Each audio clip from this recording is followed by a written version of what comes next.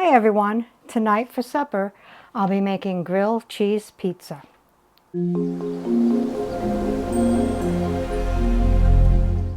What all goes into the grilled cheese pizza?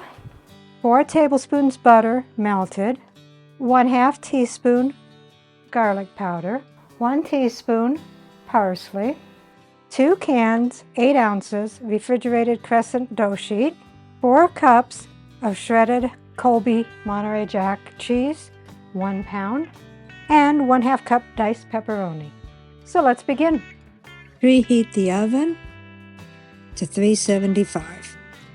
Take a small bowl, dump in your melted butter and your 1/2 teaspoon of garlic powder and your 1 teaspoon of dried parsley flakes, and combine that.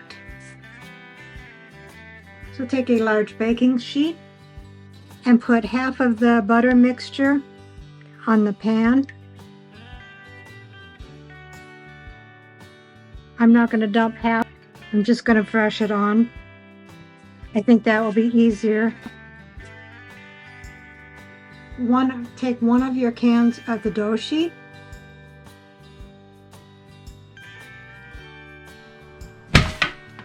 Whoa, did you see that? That was a powerful opening. And of course, it's not going to come out in one piece, which I was just thinking it might not because it had a little bit of the wetness. Hopefully the other one, which I need to be more together than this one, will be better. So take your dough,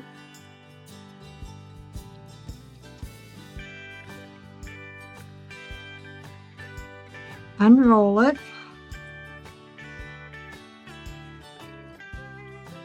and unfortunately it is broken. If I would have known it was going to be broken, I would have just used regular crescent doughs. I would have just pinched that anyway. Try to spread this out as best as you can. The hard part is going to be put the top on because I got to match. Take your cheese. It should be this whole package, but I'm going to measure it out. And you can use more or less. I don't want to use too much where it will just seep out of the top and the bottom. I'm making a mess. And that's 4. So we have 4 cups of cheese on here. I'm going to spread this out. Not going to go to the very edges because I want to be able to connect the two, hopefully. It is going to be pretty cheesy. Now we're just going to bake this, but at the end, if you want it a little bit darker, like a grilled cheese, you can put it under the broiler. I will decide at the end whether I want to do that or not. Then we're going to take our 1/2 cup of diced pepperoni, and we're going to lay that on top. And since this is a grilled cheese pizza, you have to have pepperoni, am I right? And you can probably add some other toppings too if you'd like. You could do green peppers or whatever you would like to add to this. But like I always do for the very first time I make a recipe, I follow it as best as my ability to do it like the recipe says. Oh, that one opened all by itself before I even popped it.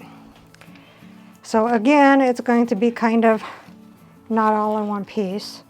Stretch this one on top of that one.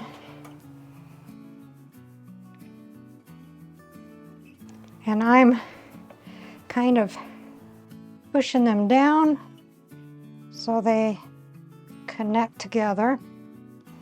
Not all of them is going to push together, so I'm sure some cheese is going to come out.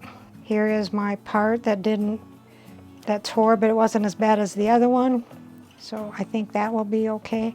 And what I'm doing is if I can't get it stretched good enough, I'm pushing the bottom one in a little bit so it will reach, just because I don't know if that will work or not. That's going to bubble up over there, I know.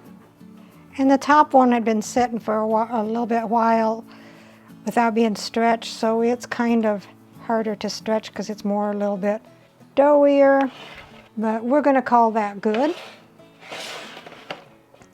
We are. So take your second half of your butter mixture and brush on the top of the grilled cheese pizza. It smells good. So put your grilled cheese pizza in a preheated 375-degree oven for 12 to 14 minutes until it is golden brown on top. I baked this for 13 minutes and then I stuck it under the broiler on low for 2 minutes. I'm going to let it sit for about a minute before I cut into it. So here is the grilled cheese pizza, and rounding out the meal is quinoa and brown rice. Let's see what Dave thinks. I see cheese. It's grilled cheese pizza. Grilled cheese pizza, okay. Never heard of such. It's good though. It's a lot of cheese. 4 cups. I like it. Recipe deals for easy meals. Please like, subscribe, and share. This is Cooking with Sherry. Until we meet again.